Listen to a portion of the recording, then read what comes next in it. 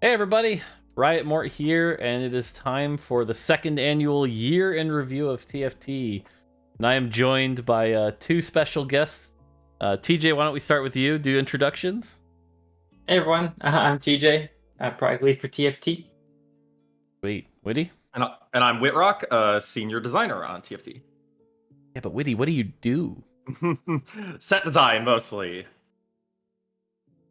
Cool, so can you guys believe it? The second full year of TFT. It's been out like 2.5 years at this point, but we're at 2 full years. It kind of blew by again, didn't it? Indeed. Especially with working from home for a large percentage of it. It's been almost a blur, but also when I look back, so much has happened. Yeah. Yeah, it feels long to me in a really good way. We've done a lot of stuff, and I just look back at it. I'm like, oh, has it only been 2.5 years? That's impossible. So much has happened. It does feel like each set is a year when it totally isn't. And so it's like, you're like, I've been on this for 5 years now. And nope. Cool. Well, I think, why don't we just start through the timeline and sort of talk about what happened behind the scenes and how things were going, because I've got the patch notes open on screen, but I don't think the patch notes tell the entire story. But so right away, it's January. We're kicking off patch 11.1, which was like the last patch of the Fate set, because right away PBE hit with 11.2, which was Dawn of Beasts, or Festival of Beasts. Almost got messed up. But yeah, so Festival of Beasts launched this year. Can you believe that? Yep. I almost cannot. So Festival of Beasts was more chosen, a lot of Chinese New Year stuff. It was a pretty good set, right, TJ? Yeah, it was arguably one of our most successful mid sets. It was surprising because players kept playing more of it as the set went on, which was something we didn't really expect. Yeah, that's true. It was one of the sets that had the long tail, and people kept playing and playing and playing. I just remember Samira on PBE, a lot of Samira on PBE, and how insane she was, as well as trying to get Ornn in check and things like that. Witty, any particular memories from early? I mean, a lot of my early this year memories were to talk about, in the background, we were getting very close to doing our first Set 5 Reckoning playtest. We were also talking a lot about set mechanics because, we were deep into Chosen. Chosen had been very well received, but we were trying to figure out what, if anything, we were supposed to do for the mid set for the mechanic and what we were supposed to do for Five's mechanic at the same time. So that was kind of the early January conversations. Yeah, which we'll talk about a bit, especially with all the Set 5 stuff. But real quick, early Festival of Beasts, any favorite heroes or traits you want to call out? TJ, we'll start with you. It's definitely the mid set of Fortune, and just that's when I and lots of players just played TFT for so much fun of just spamming Fortune constantly. What was the Fortune unit that we added and swapped in? Darius. Yeah, getting an early Darius and having him just cash you out after you got an early Fortune chosen. It was just, you were just playing for 3 chosen. Sometimes you got lucky and got 5 chosen. That was what I played a lot of during the end of 4.5.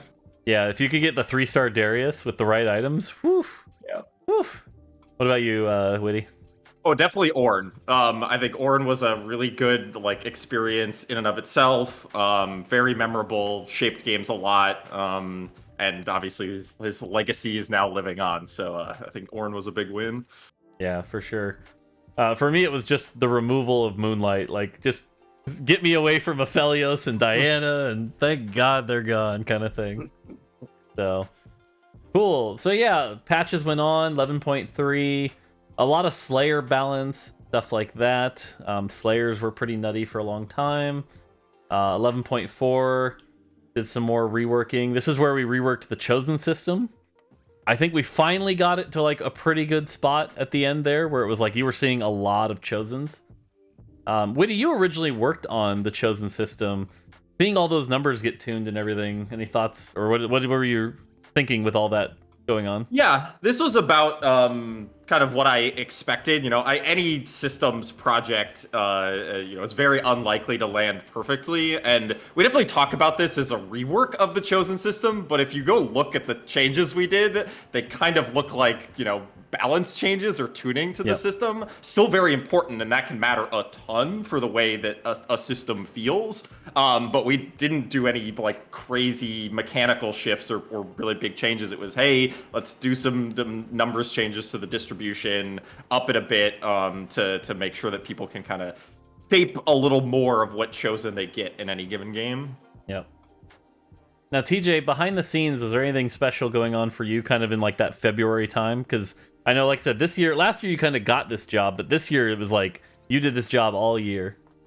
This was when we were kicking off set 6. If I recall, we were going into paper structure, and we had kind of figured out the theme would be, players didn't know at the time, but the Riot X Arcane event was happening, and that's where behind the scenes we were coordinating a ton to make set 6 happen and be in kind of sync with Arcane, with the same vibe, but also our own TFT spin. There's a lot going on behind the scenes there, specifically in February, I recall. Okay, yeah, so let's talk about February, because I think February basically set the key for the entire year, right? Because, and I know Witty's going to talk about one of these things here too, but at the time, 4.5 is out the door. We need to finish up 5. And Witty, tell us a little bit about your experience on 5, because I know it wasn't a great one. Yeah, so at this stage, I'm going to forget exactly when we started playtesting. It must have been sometime very early in the year. Also, we're shipping Festival of Beasts at the same time. So actually, a lot of the team's focus is simply on the next set. But we need to figure out what we're doing for 5. We're making good progress on champions and traits. But mechanic is the big question, especially since we've gotten... set 4 was really our big clarifier of... wow, the mechanic is the thing that matters. It's the thing that players really look forward to, and it's gonna kind of make or break the set. But we knew that we wanted to do something not Chosen, despite it going well. There's lots of people who were like, hey, I'm gonna be sick of Chosen by the end of this, or I already am. So we're looking for something that's not like Chosen. It's also not too close to Galaxies either. We want something different and fresh. Something that fits the theme of Reckoning, this good versus evil. And we're starting to have some conversations about, can we really go bigger every time? I think that was the other question, is do we just need to do bigger and better for every set mechanic? Or could we do something not too small, but a little bit smaller, but still do that sustainably? So we tested a bunch of mechanics in a very short period of time. We were probably spending like a week, if not less than that, depending on which mechanic. If I remember, we had at least paper versions of 4 or 5. I think we play tested like 2.5, I'll say. One of those that we pitched but did not playtest was a very early version of augments. We weren't calling it augments at the time. A lot of the details would have shifted, but fundamentally individual players get kind of modifications to their game, or we called them little legend mods or something like that. But really, go for it. Before you go too deep on that. Yeah. Because you're doing the mechanics, and I remember we had like the good and evil thing. We had the good and evil meter that you could like buy units and shift to get like a special shop. Alignment meter towards good and evil. Yep. So you had a bunch of stuff, none of which was really panning out. But in the background, in addition, TJ, so you're doing a lot of coordination around, as you said, this Riot X Arcane event. Why don't you talk about that for a second? Yeah, sure. So like, obviously the company internally knew Arcane was coming, and there was roughly a time frame and a date. And the organization was like, hey, all the games, let's all do something together. And this is when the TFT rallied behind, like, what could we do around this time? Which just so happened to luckily be exactly only 2 weeks before, actually, when Arcane release, set 6 would be time to release.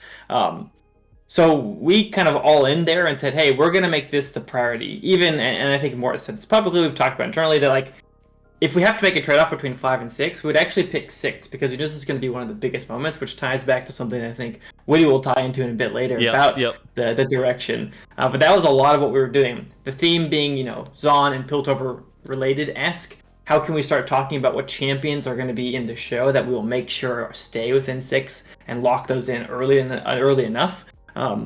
a lot of organization across the company, from like seeing the show early, making sure designers see the show, tie in like small details about how the champions interact, like sisters as a mechanic, for example. Yep. All started around this timing. Yeah, and that was pretty crazy because, like I said, we made some strategic decisions with personnel also, where it was like, we're going to make sure Set 6 has people working on it early. We pulled Giovanni and Linda off really early, which kind of left Set 5 and, Witty and Julie really struggling a bit. And so then going back to you, Witty, so you're understaffed, you're trying to find a mechanic, you're pitching stuff, you come up with this really cool pitch for something that's like, get 3 things that, it even said in your document, that augment your game. And then what happened? Why didn't we ship that with Set 5? So, correctly, Giovanni, the lead of 6, said, hey, we were kind of looking at something pretty similar for Set 6. So we're going to need to decide where are we going to try to do it for 5, or are we going to do it for 6? And we made the decision to hold it for, well, we said, let's do it for 5. Unless we can come up with something else that works, because at that point we didn't even have anything else that was going to work. That's true. We were like desperate for something. We were like, we need something. We have to go with what happens in time sooner, which is 5 over 6, because we can't ship with no mechanic. We know that is not an option. But can we come up with something for 5? Then we pitched shadow items, which the pitch for shadow items was also very slim. It was basically, there are shadow components that build into shadow items that do something. And then we looked at those 2 options and we said, what are we going to do? And we said, hey, let's hold augments in quotes for 6. We think it's a better thematic fit, and we think it's going to be really hard to pull off, and we're going to need to spend more time on it. That was the big one. That was definitely the big one. So let's give ourselves the time. Let's do it right, because it's going to be a big system, and we think we can do shadow items in a relatively contained way. It's still pretty big, it's doubling the number of items. We said, hey, if we're clever about it and they're not too much different from the pre-existing items, and the system itself isn't too complicated, we think we can pull this off. We didn't know how good it was going to be, because we were kind of making that call without really playtesting it in depth, which is always scary. But we said, hey, let's do shadow items for 5, and we'll hold off augments for 6. Yeah. So after that, so now we're in the situation where we're trying to rush in this shadow item system. We're holding stuff in. We're moving forward. Time's moving on. So we're at 11.5 right now. More buffs and nerfs. Static Shiv getting buffed. Nothing too crazy. Moving on to 11.6.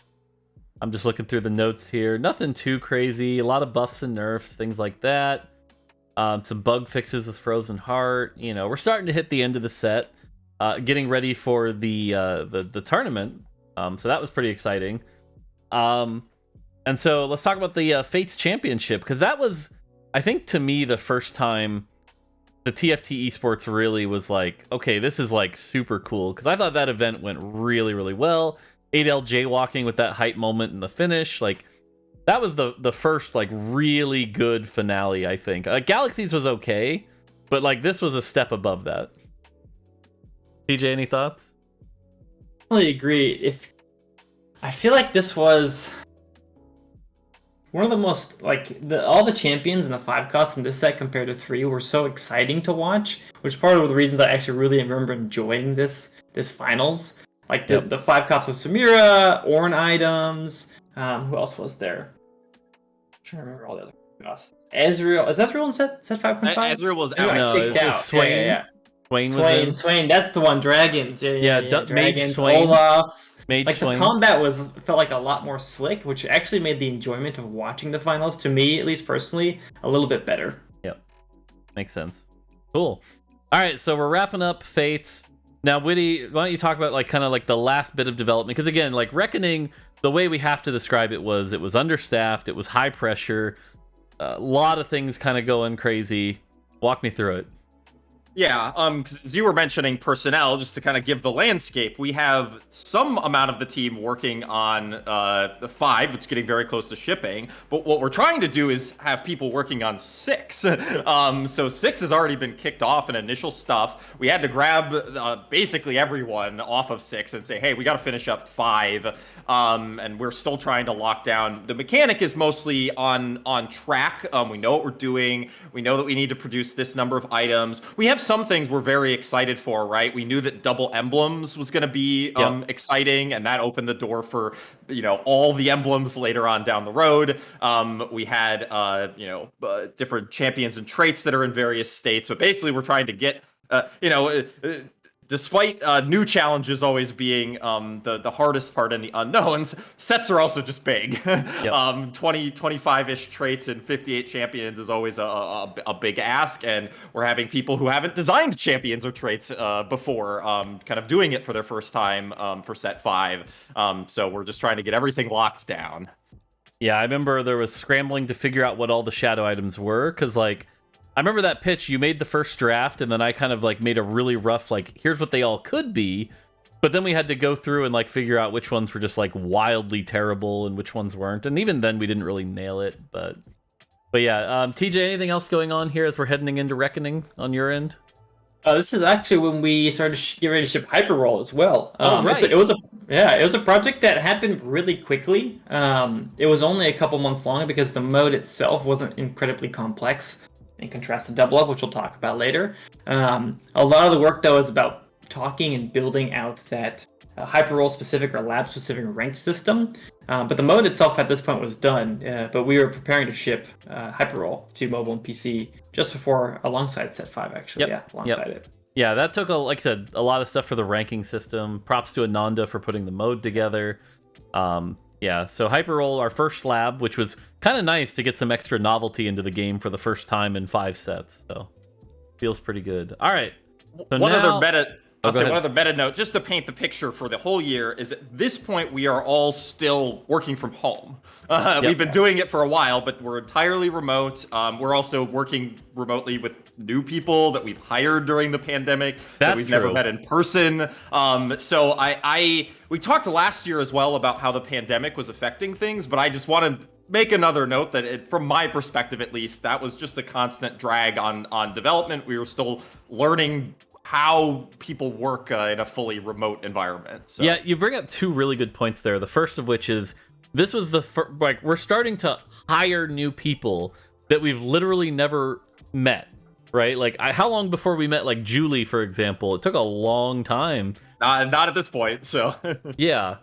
And so that was definitely the first thing. And then the second is, because it was starting to drag on so long, like you said, it was affecting different people in different ways, right? Because I know me personally, I don't mind it so much. But TJ, Witty especially, I know kind of the opposite, actually.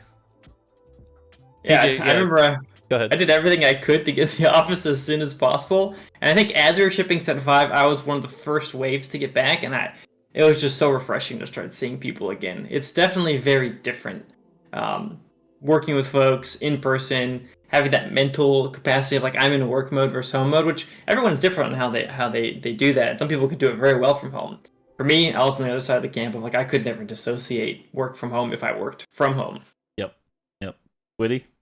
Yeah, and I just find remote work very difficult. The coordination of doing things remotely is just very challenging, and it's hard to both get people on the same page but also not over communicate, because there's this big challenge of, hey, you want to make sure everyone's talking and making connections, but you can't ever do that organically at all. Yeah. So everything has this oh, we got to book a lot of meetings, we got to do a lot of meetings, that shouldn't need to be there. All right, so we're in April, we're launching Reckoning. So the situation, and TJ, correct me if I'm wrong here, but the situation at this point is that hype for TFT is pretty high. Everyone's loving Fates, doing really well. We just came off the championship. Hype's high. People see some stuff they're excited for. So things were looking good. We launched a bunch of stuff. I'm just looking through here. lot of cool champions. A-Bomb, I think, had a lot of people excited, things like that. And so the first day was actually like really good for us, right? Yeah, I remember, as always, I'm like eagerly sitting at my desk looking at charts like, is it going to go up like it did last time? And Reckoning first and second day hit all-time peak players ever for TFT, like from the history of TFT for just those 1 or 2 days. And I was like, oh shit, we did it again. And I remember that was the moment where I was like, okay, this is great, we did it, yay, yay, yay. And then time went on, which we can talk more about in a bit. Yep. Okay, cool. So yeah, then other stuff, we launched the beach map. We launched Hyper Roll. Yeah, just kind of looking through that. But yeah, there's some other small things behind the scenes, but otherwise, pretty big launch here. So, okay, let's fast forward here, because I think this is one of my more interesting stories for the year. So we're launching, and like you said, really good numbers first week or so. Starts to go down pretty hard. Now, I think you two can attest, I'm not the greatest person at finding time to take off. Finding time where I feel like I can leave TFT alone is really hard. But from what I've gathered, the best time for me to take off is like about a month after a new set ships. Live is kind of like in a decent spot. The mid set is like in production, but doesn't need me to like get to the nitty gritty yet. And so I remember May, I finally took 2 weeks off. Do you remember that? Yep. And Yeah. let me tell you how my vacation went.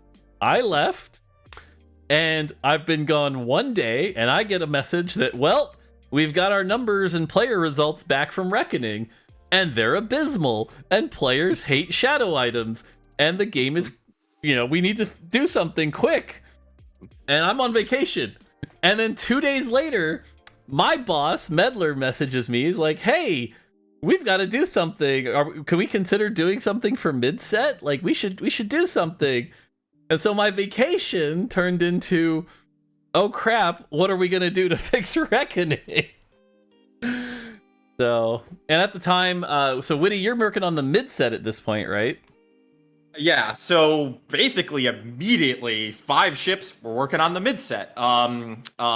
We and by we I mean a very small number of people. Majority of people now were like, cool, back to 6. We gotta, we need the full development time for set 6. But we're gonna take a small number of people. They're gonna work on 5.5. Also, there's a little bit of trickiness of, hey, for 4.5, we had an extra month or so. The timeline was shifted. Some of that got eaten by the holiday break, but we had a little more time, and so we made it a little bigger. We're back to normal. We've only done 2 mid-sets at this point, but we're back to normal for 5.5. So we're looking at a smaller scope, and that's already got people a little worried because, hey, saying we had our most successful mid-set to date that we need to repeat is going to be interesting. And we're getting, all this information of how the live set is going. And I'd say from my perspective at this point, there's always a little challenge because at this point, people are pointing at everything as being wrong, right? Yep. Like there is, the mechanics bad, the champions are bad, the traits are bad, the structure is bad, the combat pacing is bad, the clarity is like the theming is bad. The theme is bad. Like people are pointing at literally everything they can to say it's bad, and we have to say, okay, maybe they're right, maybe we've gotten everything wrong, but let's really try to figure out what is truly wrong and what can we tackle now, what can we tackle for 5.5, and what can we tackle for future sets realistically. Yeah. So to jump into that, because one other thing to talk about is sort of the live situation, and I have to highlight Shadow Blue Bluff LeBlanc was definitely one of those things that honestly probably cost us a lot of players, where it was just like assassins in particular just continue to be this like really frustrating experience, and one that locks down your units and slowly kills them was pretty frustrating. But yeah, so I'm on vacation. We're figuring this out. We're getting all this data back saying, like you said, everything's bad, everything's on fire. In addition, we had talked about doing like radiant items before I had left, but with everyone going, shadow items are too complicated, because this was radiant items as in like there's a radiant sword, and like what does radiant sword plus shadow sword make? ? And that was a whole new level of complexity we were considering. And I remember Chloe and J-Block, while I was gone, also started doing Radiant Emblems, which was like +2 of a trait. And I remember freaking out about that when I got back. But basically, we had to like figure out what we were going to do. And that was when I think I came to you first, TJ, and was like, fuck it. Let's delete shadow items. Do you remember that? I do. I vividly remember, and I think I responded very quickly, just like aligned. In the back of my head, I was like, these have to go. And like I never want to think I'm a designer by any means. I think you all have the knowledge of the space, but I was like, these things are so complicated, and I think you talked about it leading up to this point more. Like Kiss Curse is not the best, right? We've learned throughout the years. This is probably one of the most pivotal moments that TFT is all about giving things to players, making them feel more powerful, not taking away, not accidentally adding, shadow Ginsus to your Phelios just to watch him die because he didn't have any lifesteal. Yep. I remember that moment. Yeah, so I made a pretty crazy call of, we put in all this work to make shadow items, fuck it, let's get rid of them. And then with some work for the team, and I've talked about this before, how Chloe helped us get it down to, what if it's just literally pick a really cool item and let's go? But the other thing about our team I have to call out is we're not really good at doing the bare minimum, because it was already like, okay, we did the mid set, and it was a smaller mid set, right, Witty? We only did like, what, 14 champs? Well, 12. Okay. We did 12 champs, we did the Radiant items, but in addition, we made the Tome of Traits and an emblem for everything. And I think the combination of all of that plus the Radiant Blessing at least gave us the life support we needed to get through Reckoning. That sound about right? Indeed, yeah. I thought it was also very smart on Chloe's part, their part. Like, I remember we gave them the feedback, don't do too much because we need to save, time and resources for 6, but do enough to solve these problems.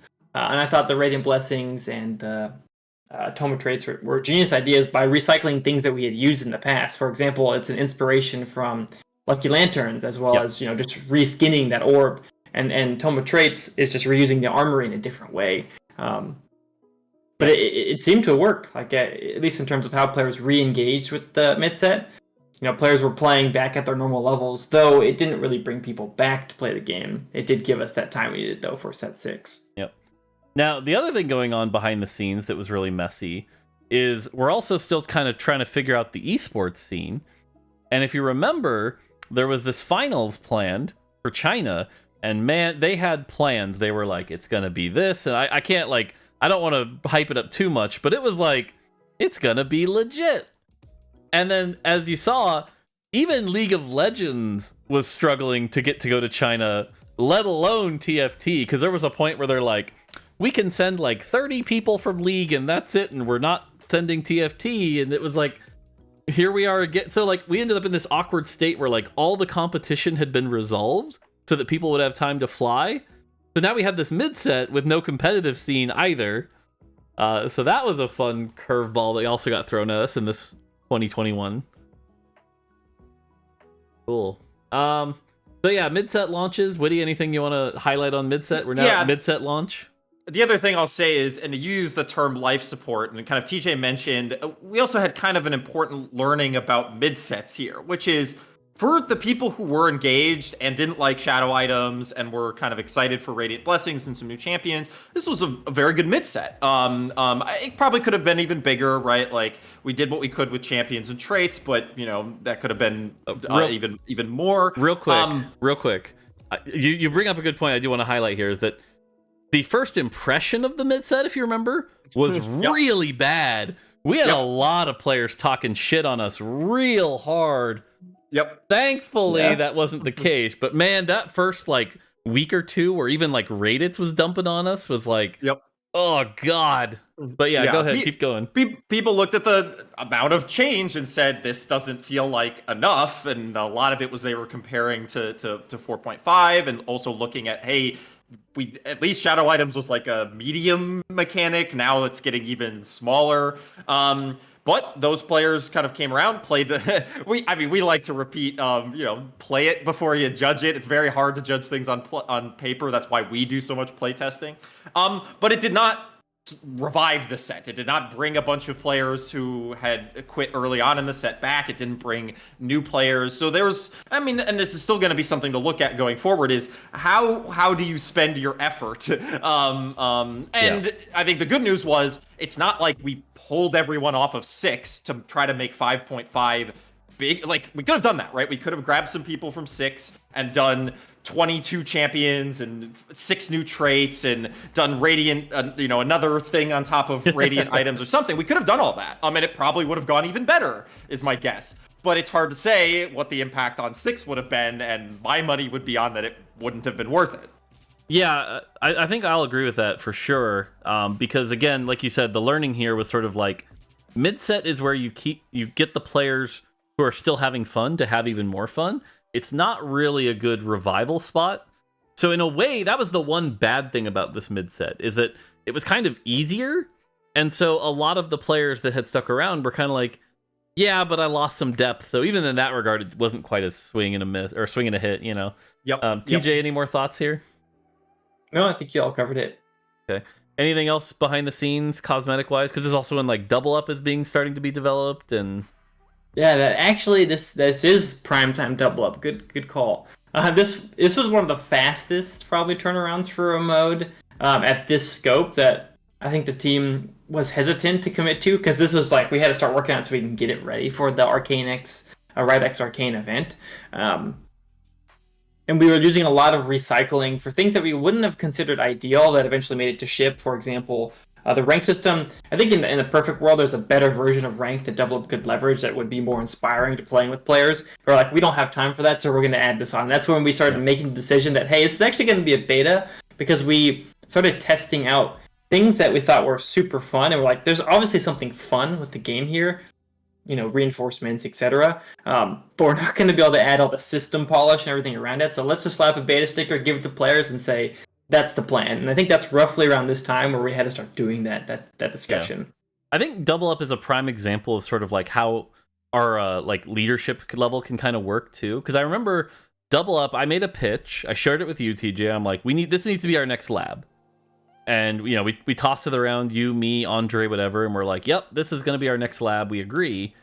But then that's where we handed it to Ananda, and that's where like my pitch had nothing about reinforcements or enhanced armories or anything like that, because Ananda, his job on the team is to sort of like add that hook, add that spice. Ananda's a very creative person, and like I wouldn't have thought up reinforcements. But and in fact, even after they were implemented, I remember being like, should they actually happen? I mean, we're kind of getting ahead of ourselves. We're talking about Double Up now, but that's part of how the development process works, right? It's like at this point, we're debating if reinforcements should be like once a stage, or every time, or rare things, or are they really every time? Because like they're going to lead to a meta where someone's stalling and someone's like, this is where we're starting to have those really tough conversations.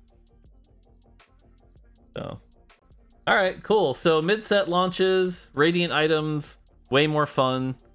I think everyone loved Radiant Thieves Gloves. That was the best. Yep. Any favorite champions from Reckoning? Like, it can be either the first half or the second half. Witty, we'll start with you.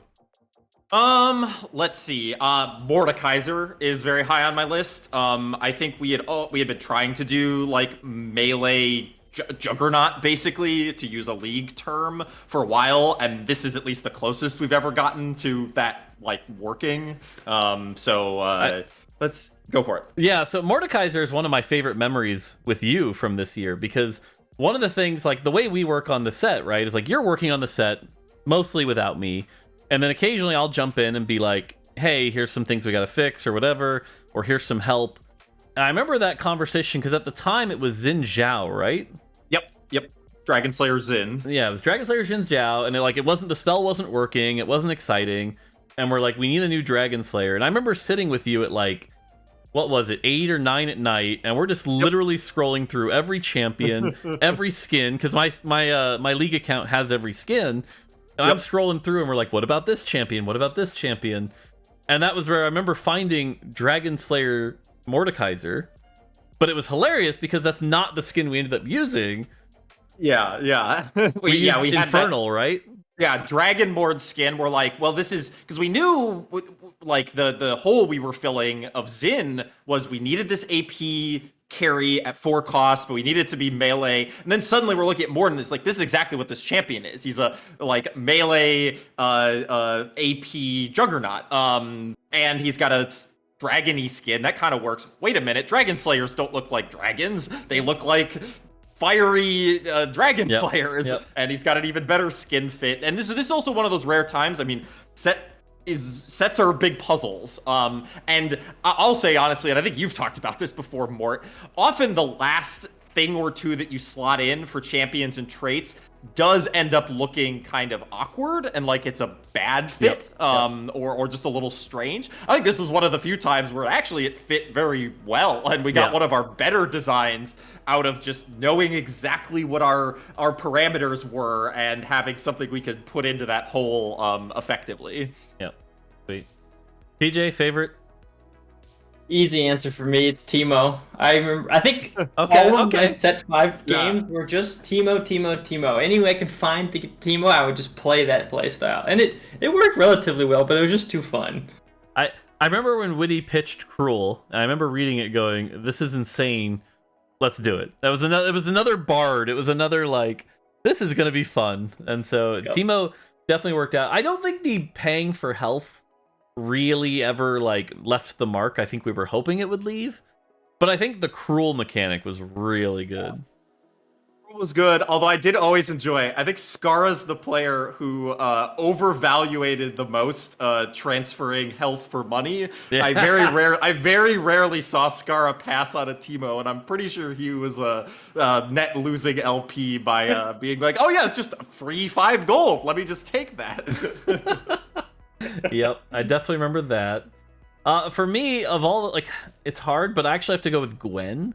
There was just something about Gwen with Inanimate being so plug and play, and then the scissors, like, she never really became like an S tier champion, but for me, she was just so fun. And when you could get the like 2-star Gwen with blue buff Gunblade Bramble or something, or Radiant Bramble especially, like, Radiant Gunblade. That was just so much fun watching her like snip everyone down and just do tons of damage. She always felt like one of the more unique 5 costs we've ever made. So cool. All right, so we kind of talked about 5.5. We also had those dragon cosmetics. I think cosmetics wise, a little bit of a weirdness here. This was I always tease it a little bit, our kitchen sink map. Yeah, if I recall, this one we actually started a lot of the concepts well before we kind of refined the theme of the mid set. So they kind of went this adventure route, and we also had the kitchen sink map themselves.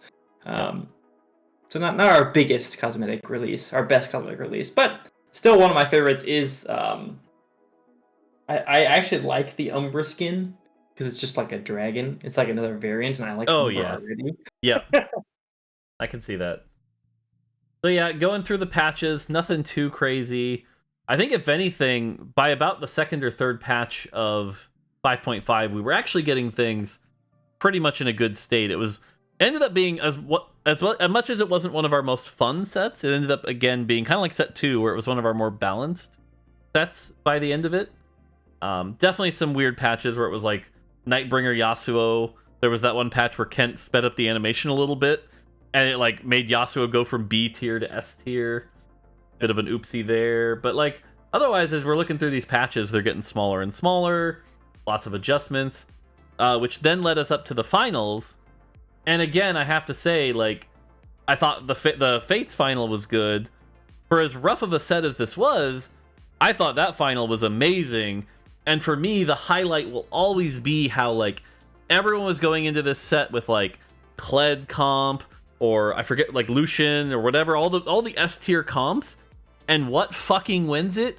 But 8 Legionnaire Nidalee 3 was the coolest finish for Hwanmei to take it. So that was definitely a memorable moment for me, for sure. Yeah, this was a great final. Oh, and right before this, NA regionals, I still the Robin Songs run was insane. The 1-1-1 lag 1-1. Yeah, I loved watching that tournament as well. So some good esports. Yep. The finals where I think NA gave me hope that there was a chance and then crushed it. Because didn't Milk get like third? Milk got third. He actually had to play non-Kled for a game. Yeah. You know, which was actually one of his better games. But yeah. One other thing to mention that was kind of important in this time frame as I look through these patch notes, the Little Legends scouting shipped during this time. And I remember that was a hot button issue. And there's another one that I think, TJ, you and I were kind of getting pressure from above that's like, should you really be shipping this? Yeah, there definitely was like hesitancy of people being worried about like, you know, someone spamming somebody else or shipping without the mute feature or that it's annoying or that it creates these like pressures where you have to scout fast enough, which I do this by the way, but fast enough so they don't see you, so they don't know you're scouting. Or if they do scout, if they do see you, you have to like play mind games. But I think me and you both had a strong belief that like this is just so much more valuable for TFT to show the presence of other people existing and their actions around the game. Even though we got all that feedback and there was hesitancy from leadership, we're like, no, we think this is the right thing for TFT. I think it's a good example of something that we're going to have to carry moving forward, because I know especially a lot of the challenger players were very vocal against this and how it tilts them and how it frustrates them. But the reality is, fast forward, here we are a few months later, and like it's mostly gone, and like people recognize that it almost like feels like it's always been there, you know? Yeah. And it adds a lot to the experience. And it's one of those things that we have to remember that like TFT is a game, it's an experience, it's meant to be fun. And I will say, even today, like I was in a game with Hunter and I noticed it was him. So what did I do on 1-2? I hopped over to his board, spammed a few Vi taunts, spammed a few emotes. He spammed back and we said hi. Like that was our way of communicating. And like that was fun. You don't get that in a lot of other like card games. So really happy to see that. And I it's one of those ones that, again, I think you and I took a lot of pressure from, but I'm really glad we ended up shipping it. Same. Cool. Yeah. Oh, we also, this is when we did our final patch, so we were doing slightly bigger stimmies, second Radiant Armory at 5-1. That was a lot of fun, which was nice because it wasn't in the championships, so we didn't have to worry about that at that time. So cool. Now at this point, Witty, just for visibility, what are you working on now? Because 5.5 is out the door. What are you working on? No, I'm working on 7. And so a lot of my at this point I just have to not spoil anything about what's going on. I mean, we're obviously still working on 7 right now, but we are mostly starting to work on 7. But only basically 2 of us, myself and Julie. Everyone else is hyper focused on 6, and we're also spending time on. Actually, I'm gonna get my time. We started on 7, then at some point I did do some work on 6 as well, and so it's probably about this time actually, as we're trying to wrap up a few more champions and traits. And so I've kicked off 7 and I'm doing some 6 work. Yep. Yeah, because you ended up helping with 6 quite a bit. Because the other thing is, despite all this effort we talked about, where it's like, let's make sure people are allocated for 6, let's make sure we've got as much runway as we can and allocate what we can. Let's be real, it's still never enough. And so everything was coming in hot. I think augments, TJ, why don't you give an update on like where augments were? Because I know augments were coming in real hot, and we were like stressing to figure out who could even make the art for them. And yeah, this was definitely. Although we keep saying to the team, which, this is the TFT, we're crazy, we always want to do the best we can for the game. Hey, let's, do less, we want to make sure we're sustainable, yada yada. The team's always super ambitious, and Augments was probably our most expensive set mechanic to date. So we were constantly like, how are we going to make 150 plus icons? What is the system going to be that powers actually augment distribution? How do we make that sustainable? Are these things permanent? Are they not? Lots of questions of art, engineering, etc. How do we get the resources to do it? That we got pretty scrappy with how we kind of got that together, in terms of finalizing the art style, making them mobile friendly, using icons that were simplified and not like detailed. I think actually almost at 1.2 to save on cost, which I'm very grateful that we didn't, but I think this could have been a path, was we're going to use summoner icons. Yep. I remember for a long time we're like, we're going to use summoner icons because we don't have the time. But I think it was Sebastian, the art leader on the team, was like, no, we're going to find a way to get 150 icons for you, and they're going to be great. And I think he did it. I think yeah. Now that's a spicy topic too, because props to the team. We first started with summoner icons, and it's one of those flaws when you playtest for a long time. But like members of the design team, myself included, we were like learning the augments by their summoner icons. It was like Stand United is the Poro. Like we knew this, and so it was like we were starting to stick to it. And then we got our first batch of the new icons, and they were all too small. They were all too hard to read.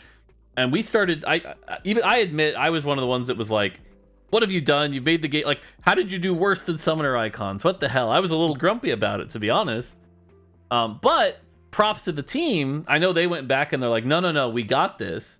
They went back and improved it one last time, which was really a tough call because it was more time commitment. But then that second revision was just so much better that even I became a believer, and I was like, yeah, this is really good now. This is great and much better than random summoner icons. Agreed. Yeah. So yeah, we're trying to get augments in. We're trying to get all the champs in. The other fun story here is as we're developing stuff, and this is another one of my favorite stories, because we knew coming off of set 5 that we needed all the traits to be really unique. We wanted lots of unique traits this time. Dawnbringer and Nightbringer, I think we look back on as sort of like a miss, because it was like, these were key thematic traits, but they're just some healing and stats. Womp womp. One of the ones we knew was going to be very popular with our, more casual player base was Yordles. And at the time, I remember Yordles was 3-piece, reduce their mana cost by 20%, 6-piece, reduce their mana cost by 30%. And I remember making the call that I'm like, this isn't going to cut it. We've got to do something better for Yordles. And so the great brainstorm began. Witty, why don't you tell it from your perspective from that point on? Yeah, I remember they had already tested a version of Yordles in 6 that was more creative and ambitious. It just didn't work out. So we had pulled that out. We were testing, just like simple mana reduction or something like that. We said, hey, there's a new player trait. Let's keep it pretty simple. We're like, that's too simple. It's boring. Let's do something more creative. So I remember I kind of had conversations with people. How big of scope did we want to go? Everyone was like, if we're going to spend one last big effort on something, it should be Yordles. And so I remember the way I framed it, at least when I was brainstorming, is like, hey, I think Draconic got kind of close to a fantasy that's good. We just split the difference. We said, let's do something that's all about easily starring up units and that is about money and cool prizes and economy. Turns out you can't do both of those in a trait. You just have to nerf both to the point where neither one is very fun. So he said, let's pick one. And obviously for Yordles, it was going to be the starring up thing. It's going to be all about trying to get all your Yordles to 3-star. And then we revived an idea that I think we've talked about that we had for Draconic as well, which is what if there was special things that you could get, special units. In this case, we weren't going to grab a unit from an old set, probably. I think we talked at one point about, like, what if we just made Gnar be the Yordle? I think Gnar was brought up, Teemo was brought up. Yep. And I said, what if we did one unit? It was a completely new unit. Well, wait, and there was a step before that, though. Go for it. Remember, there was the what if it just randomly dropped somebody in with a Yordle spatula or a Yordle emblem? Yes. Well, and the my answer to that was yes, as in we did both.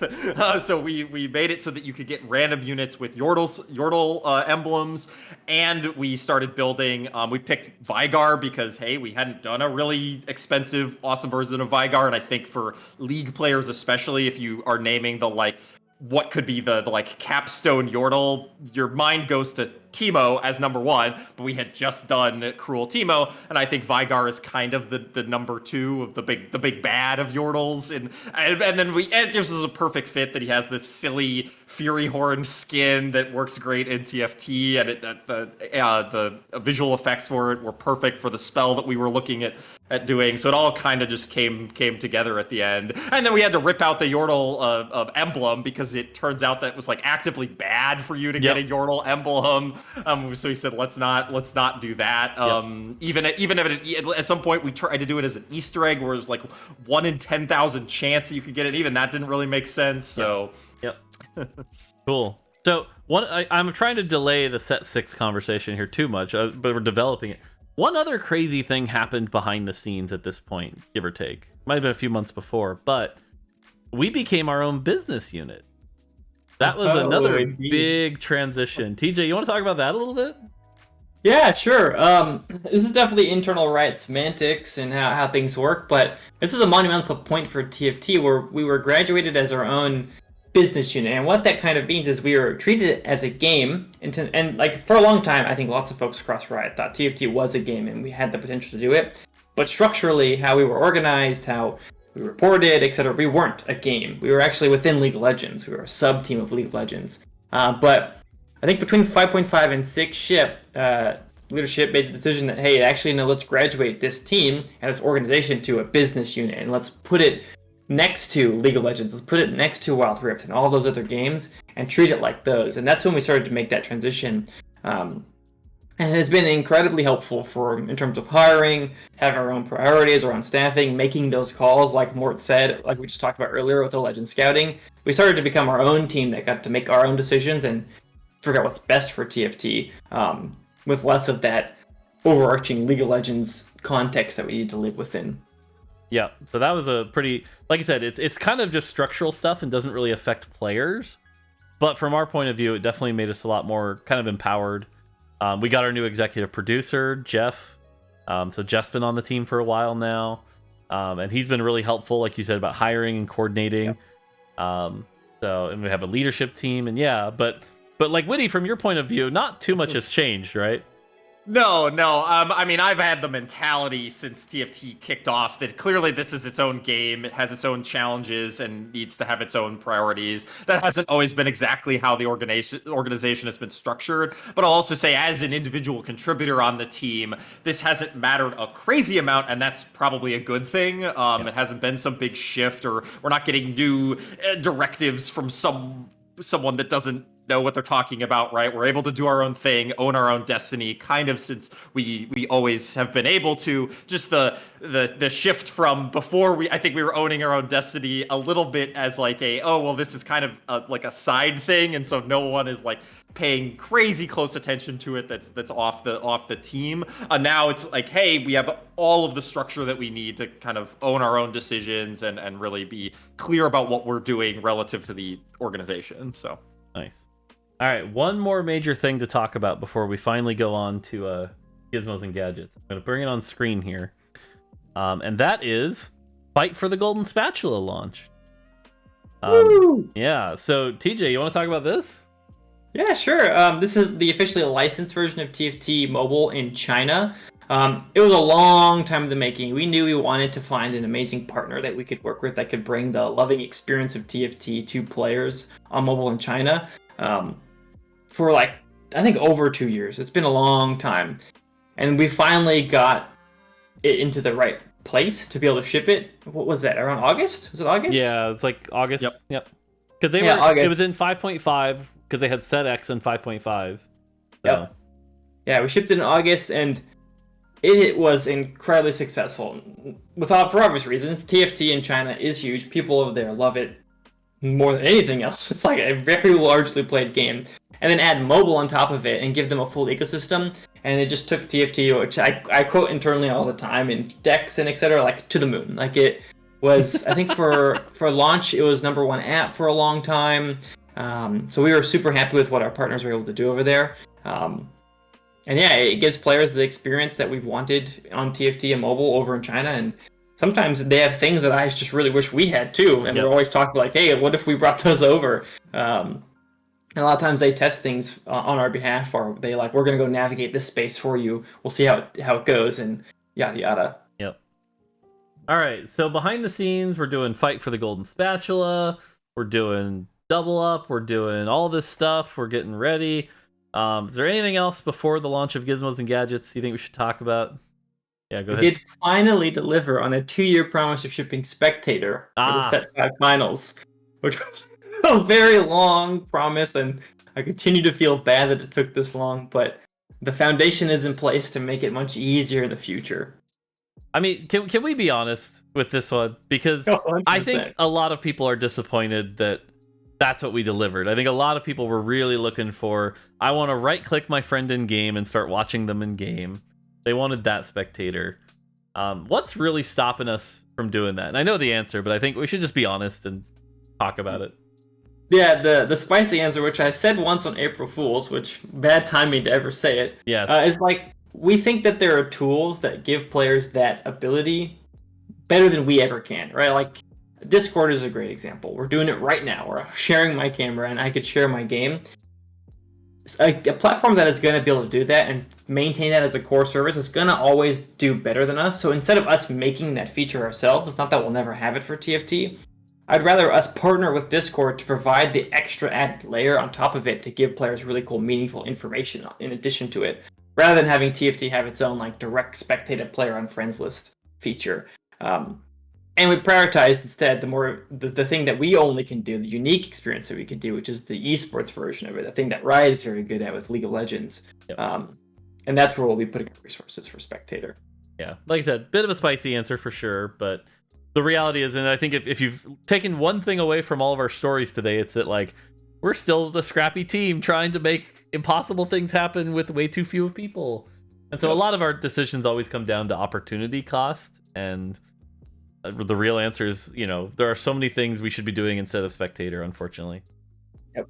Expensive. Very expensive is what we learned. Anything else we should talk about before we move on to Gizmos and Gadgets? Anything on... I'll say right before we launched, I was personally getting very excited because honestly, I think the team was just having a lot of fun playtesting, which might sound weird to people, because it's like, aren't you always having, like, if your game isn't fun when you're playtesting, like, isn't something wrong? But just talking a little bit about games development here for a second, a lot of playtesting leading up to anything we're shipping, TFT sets or new champions on League of Legends, is not very fun, because or at least not as fun as playing on live, because you're playing with, you know, temporary assets and there's lots of bugs and not everything is quite done. And so comparing it to the live experience is just unfair, where everything is kind of polished and complete. But if you're kind of very lucky and the timing works out well, there's going to be this moment pretty close to right before you ship where you're like, all right, I'm done with the thing on live. I'm ready to play the new thing. And that definitely happened, at least for me, for Gizmos and Gadgets. I was ready to play some set 6. So I know this is a bit of an ego brag, so I'm sorry. But the other thing I'll say about our playtest culture is that we have a wide skew of skill sets. You know, there are some Grandmaster Challenger players, and there are some Gold and Platinum players, and they're all important to the team. But I gotta say, imagine you're the Gold player who's really good at champ creation and engineering, and you're having to do a playtest on a set you're like not that familiar with, getting stomped by a Challenger player over and over. Not the most fun experience. But if you can get the set to be fun even in that paradigm, that's a good sign. So, TLDR, Mort ruins playtest. All right, well let's so we've got all our eggs in this set 6 basket. We've made all these bets. Set 5 was kind of rough. Didn't really do good for our metrics. Everyone's got their fingers crossed, and we launched set 6. Set 6 with augments. And I will say my favorite thing about the launch process is we had talked about augments. We had talked about what they were. And every time we're like, how many do you think there are? And we'd get like 20, 30. I think the highest guess I ever saw was like 30. And we're like, no, 150, yo. And the reaction every time was just one of the greatest moments in TFT development history, I think. So. Yeah, this was super hyped to see players' reaction to... Oh, man, a tiny bit of nervousness internally and externally, too, because some people went, 36 shadow items was too complicated. This is going to be way too complicated. How is anyone going to be able to remember all 150 augments? It's like, turns out that's not what we're trying to get you to do at all. Another one of those cases of where playtesting is really important to understand the experience, not just reading it on paper. Yep. So yeah, so we also launched Chibi Champions. Got Jinx and Vi and Echo were correctly chosen for Arcane. We have the birth of a new meme with the duckbill. I love the duckbill meme. Yep. And yeah, we launched a new set. And what's interesting is we talked about how set 5 had that initial spike that was like our record high, right? Set 6 didn't have that, right, TJ? That is correct. It did not peak as high as 5 did on launch day. But But over time, just like we saw with 4.5, and this is the very first time it happened with the set launch, is people kept playing, more people kept playing, it kept going up. Usually we see a set launch, and players are still playing a lot, but they're not playing every day anymore, so you see some decline. But this time it just literally up and to the right. And I think even before we left the office to go on vacation, and I'm not checking anymore, I'm on vacation, I promise. It was still doing it, and I was like, oh my god, this set has something magical going on. People came back to play TFT. Our retention was incredibly high. I think that was where I was like, okay, yeah, this is the set. This set, it clicked for us as a team. It clicked. Yeah, no, I mean, I think we got back our our report on how things were, and generally players were like, it's fucking fun. It beat Chosen on every metric. Players are having a blast. Players are playing the game, and you know how it is. The vocal challengers will be like, but the augments aren't perfectly balanced, and they're right. But you know what? This is the start of something magical, and yeah, thankfully all those eggs we put in the set 6 basket hatched into beautiful little TFT augment chickens. Apparently, in this analogy that I'm running with. Nope. Feather Knights. And Feather Knights. All right, and yeah, so. Cool. I know personally, so you know how we started doing the battle pass with the 1-star, 2-star, 3-star emotes at the end? Mm-hmm. I've never gotten past 2-star in any set. I never get to 3. I don't play that much on live. I just hit the 2-star today already. So, ooh, I'm catching up. I'm yeah. close to the 1-star. So I almost have the 2-star. I'm about to say, you played a ton of games initially, Witty. Yeah. I have 260 games or something, and that's with the last kind of 2 to 3 weeks. I've been trying to play less, just because I play a lot of games at the front of sets, and then it's on to the next set. Yep. Yep. Cool. So yeah, so set 6 launch, players having fun. The one awkward thing is we've got this really fun set, and there hasn't been a ton of competitive. Because it's the holidays, and so we're kind of waiting for the holidays to end and kick that back up. But that's been interesting. And then the other thing we have to talk about is that Double Up launched. So Double Up, I remember, because we knew we weren't going to be able to finish everything we wanted to do in Double Up in time. Remember that, TJ? Yep. So, lots of things to just cut at the end too. Yeah, we weren't going to make it. So I remember coming to you with the brilliant idea of what if we called it a beta so that we could launch on time, and we can try out these risky things like reinforcements and the support armories and things like that, get player feedback, and then if hypothetically they're reinforcements are the worst thing ever, cool, it was beta, we could take them out. Thankfully they weren't, they're awesome. But I think that framing kind of really helped us launch Double Up so that when we take it down or do whatever with it post beta, we can make Double Up really good. Yep. I think it was a great call, both internally and externally. Having the mindset that, hey, we're shipping an MVP, but actually a little bit below it, helped the team kind of figure out where that line is. But also externally, it lets us get to market faster and let them play the thing and tell us, because I think that's always going to be the best. We'll have intuitions, for example, Mort being skeptical of reinforcements and me being a big fan initially, and we'll let players tell us instead. And I think that's that is personally what I think is just a better philosophy. So I was really happy that Mort came with the idea of us doing a beta, and we did it. Yeah, and like I said, it's funny because reinforcements I think are super fun. It's I was both right and wrong, because I was definitely right about the meta devolving into a dog shit meta of stalling and 3-star 4 costs and whatever. But reinforcements are fucking fun as hell. So I was wrong about that. Yeah, I think we did a lot of hand wringing around reinforcements, and it turned out Rune of Allegiance was the thing that actually was messing with the mode a lot. True. Well, it's both, right? Because on the one hand, you've got the reinforcements with the stall comps and things like that, but you're right, Rune of Allegiance definitely power crept everything up to insanity. Mm-hmm. Cool. So yeah, I think the only other thing worth mentioning is so now we're on the patch 3 or 4, and we go through this every set. It's really funny where we launch. The first 2 weeks are really good because nobody knows what the hell they're doing. So everyone's trying everything out, and they're like, is Kaisa good? I think she's good, but is she as good as Jinx? I don't know. But is that as good as reroll protectors? I don't know. Everyone's really trying to figure it out for the first 2 weeks. By the end of the first 2 weeks, we could change nothing. And what ends up happening is, okay, that's enough time. We have figured out exactly the pecking order and exactly the way to play it. and that's where you start finding the things that are a little imbalanced. And so then we spend the next month or two cleaning those up. And then we finally end up in the last state where like things aren't actually pretty good. And so we're kind of getting there now where I will say like 11.24 when it launched was actually really, because 11.23 was the Katarina meta. 11.24 was the Cho'Gath meta. It was the Protectors and Cho'Gath. And then we B-patched it, and now we're in a pretty decent spot. Of all the like bad things to be in, we're a little 5 cost heavy right now.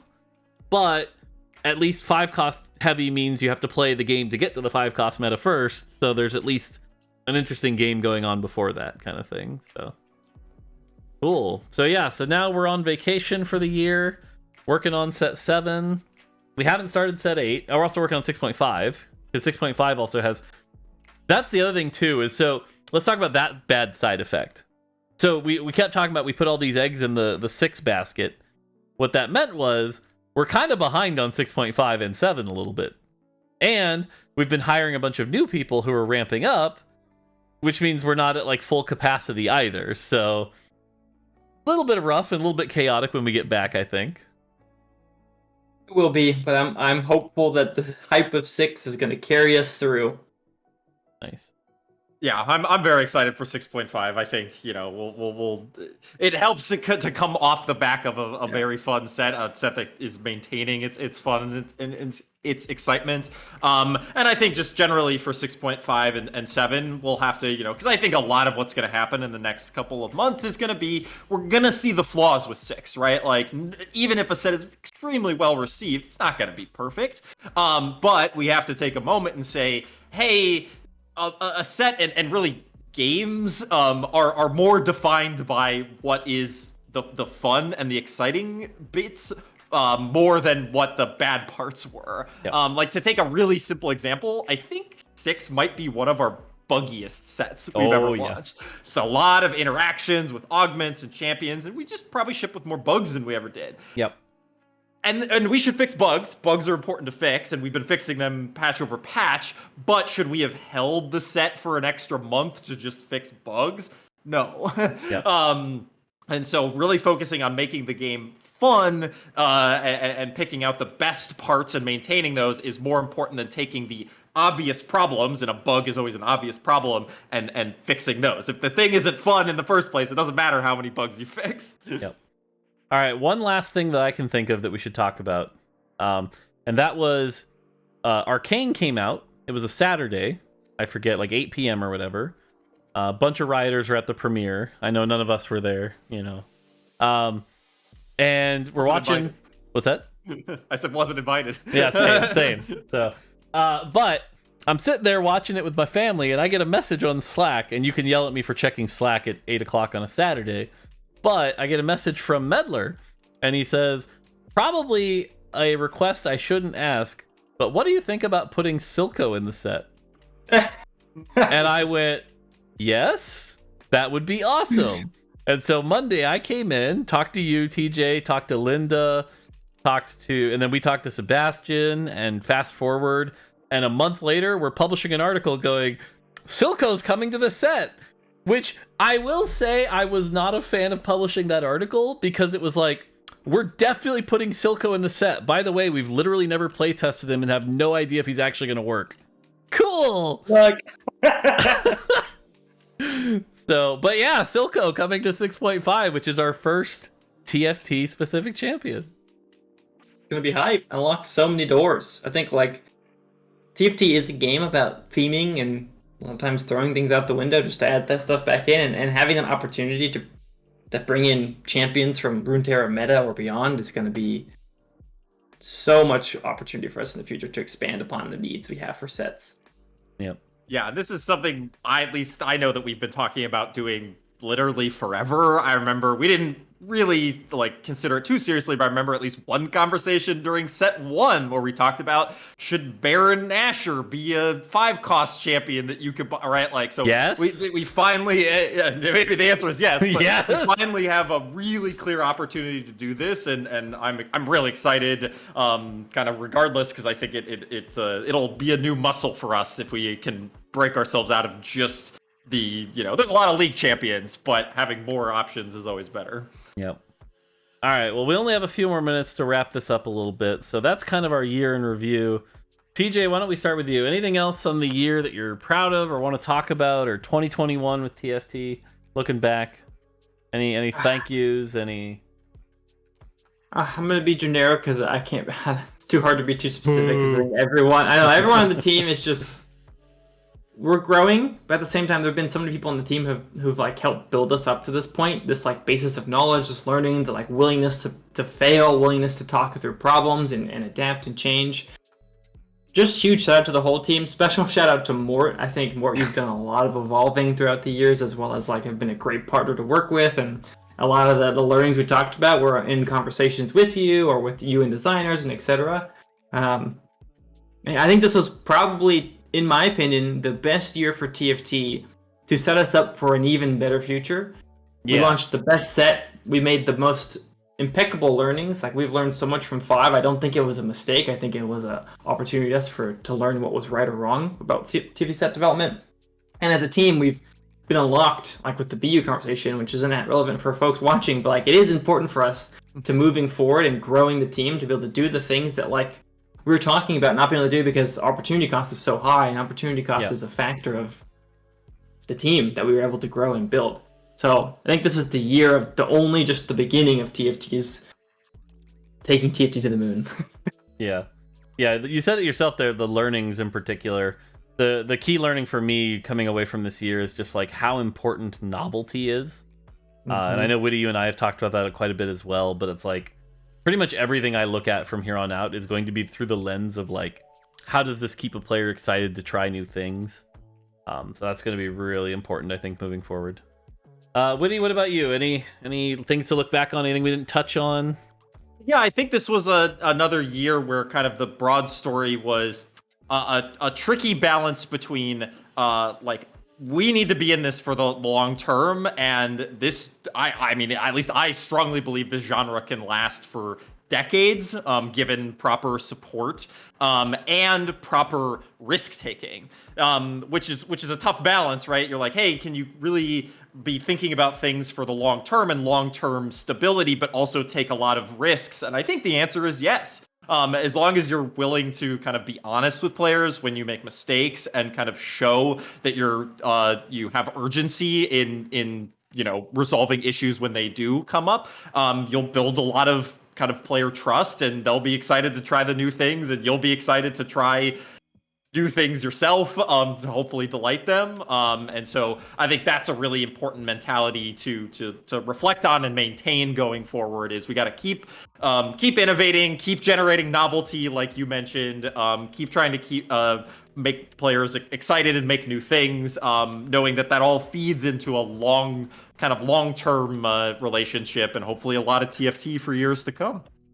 Yeah, I think you kind of both touched on it, but I'll say it slightly differently in the sense that, like, I remember Medler was like, we need to find TFT 2.0. And in a way, in a lot of different ways, I think this year got us in that direction really heavily, like you said. And there's going to be some announcements early next year that I think will show what we're talking about. But, like, it feels like not just from the game side where we kind of found our stride and found what our 2.0 is, but also from the team side. Like, we're seeing some of the old guard who have been on the team for a long time have like moved on. The latest, person is like Giovanni, who moved on to the MMO. We saw some previous people move on as well. And now we're seeing like new people come in and get hired and get excited, and like the team's growing. So in a way, it almost feels like the team is at a 2.0 also, where it's like, we've got more people, we're our own BU, we have a leadership team, we get a bunch of new designers, new artists, new engineers, etc., etc. Like, it feels like 2022 we'll just keep leveling up, and TJ, I know you and I worked on that like 3-year plan with Jeff and everything like that, and it's like, if we can deliver on half the things that we wrote on there, like, and again, it's typical TFT fashion, we might be biting off more than we can chew, but if we can deliver on half that stuff, like, we will take those. And it's funny because I sit and listen all day to like the player complaints and like hear the bugs, or when are you going to make the mobile app better, or things like that. And it's just there's so much opportunity for growth that it's like we're already at this like really high ceiling, and we can keep going bigger, and that's got me excited. But also, yeah, because one last story, and then I'll wrap it up. We have what's called a town hall at the end of the year. This is where we go over everything, kind of like we're doing here. It's just in front of the whole team. Much more well put together though, with a cool slide deck and everything. A lot of memes, because TFT team always memes each other. And as I was doing my part of that presentation, I was looking back, and it was just like, yeah, we really, where we were at the start of the year to where we were now, we know so much more about the genre and the game and the player wants and things like that. That I think we're just well equipped to deliver even more next year, I think. So. Plus, TJ has a Pikachu hoodie, which we haven't talked about at all, so we have to acknowledge the Pikachu sweater. Yeah. Because you did wear that at the town hall too. It was great. I did. Great. Cool.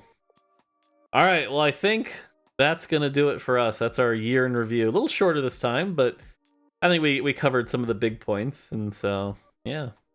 You guys got any more vacation plans for the rest of the break? Gonna be going snowboarding.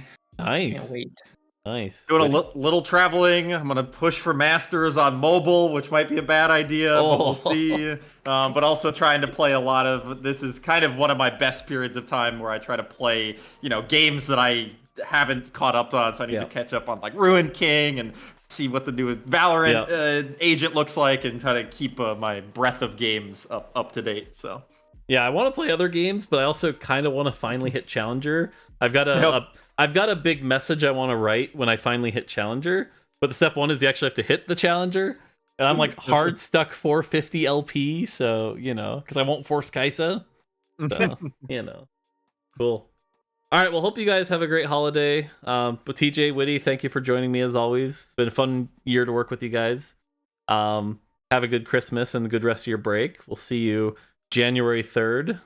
And for the viewers, thank you for watching. Hope you guys enjoyed TFT this year, through the ups and downs, the things that went right, the things that went wrong, and Witty. So, that's going to do it for us. So have a good holiday. We'll see you in 2022. Until then, take it easy. See ya.